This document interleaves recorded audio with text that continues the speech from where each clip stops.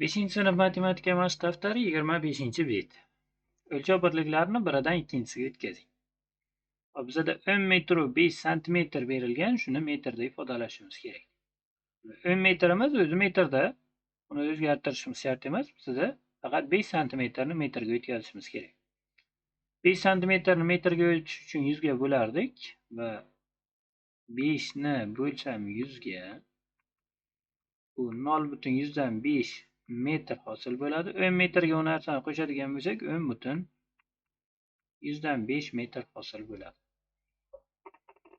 12 ni bo'lsam 0,112, demak butunni qo'shib qo'yadigan bo'lsak, 35,112. Buni yozib qo'yaylik. 10 qo'shilgan 0,105. 10,105. Qolganlarni endi og'zaki bajarib ketaveraman, chunki oson misollar.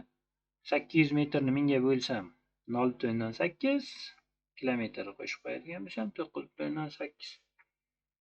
65 metrni 1000 ga bo'lsam 0,1065, 15,1065. Xo'p, 5 litrni o'zgartirmaymiz. 300 millilitrni 1000 ga bo'lgan vaqtimiz 0,3. Javobimiz 5,3. 23,25 ni 1000 ga bo'lgan vaqtim 0,25 hosil bo'ladi. 1000 dan 25.